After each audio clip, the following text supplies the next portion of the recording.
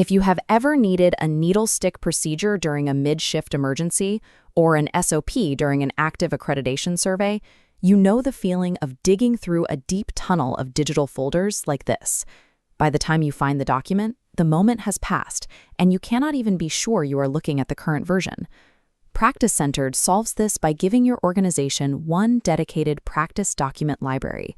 This is the centralized space for all your policies, procedures, accreditation files, and clinical governance documents. We need to establish a strict boundary right away. Staff credentials and training certificates do not belong here. Those records must remain on individual staff profiles. This library is strictly for organizational policy.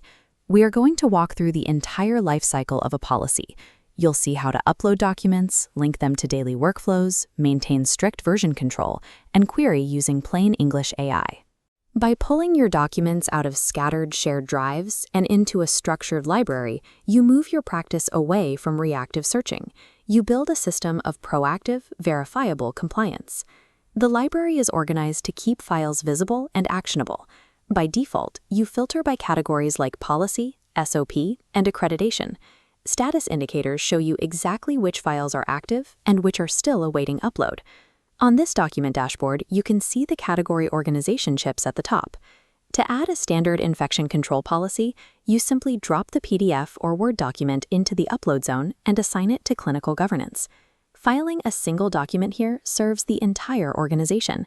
You eliminate the risk of maintaining multiple conflicting versions of the same file across shared drives. Uploading is just the first step. A policy shouldn't float alone.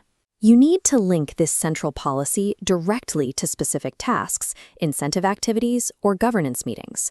Because these records are securely locked together, the supporting evidence travels alongside the actual work being performed. There is one critical exception to this linking process: workplace incidents. Incidents must use distinct evidence attachments to protect privacy and should not be linked to general library policies. Tying policies directly to daily operational records means when an accreditation auditor reviews a task, the exact policy governing that task is already attached. The evidence is never disconnected. When an active policy changes, we look to the New Version button shown here. You upload the replacement file, and it immediately takes over as the active document. You do not delete the historical data. The previous versions are automatically archived and permanently tagged as superseded. This creates an unbroken chronological audit trail for every document. Right beneath that new upload is a critical compliance trigger. This checked box for Require Staff to Re-acknowledge is enabled by default. Triggering this instantly expires all previous staff acknowledgements for the superseded document. The system then notifies affected staff, preventing anyone from relying on outdated rules from past years. To track these updates, we use the Policy Acknowledgement Register. This data grid cross-references active policies against staff compliance metrics. When you spot compliance gaps, you can issue batch re-acknowledgement requests directly from this register to get the team up to date. By combining automated versioning with centralized tracking, practice owners have definitive proof that their team knows and operates on the current protocols. For practices on the Practice Plus tier, the Ask Documents tab changes how managers pull information in the middle of a busy shift. You start by scoping the AI. You select specific categories or individual files to prepare the exact search index you want to query. Look at this chat interface. We simply type a plain English query, like asking for the specific vaccine fridge temperature range or our needle stick injury procedure, and the text answer streams directly below. The system generates these answers exclusively from your own uploaded documents. It never pulls generic internet advice and does not invent clinical guidance.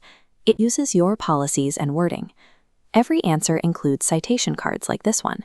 You see the exact source title, a highlighted excerpt from the text, and a direct link back to the foundational file so you can read it in context.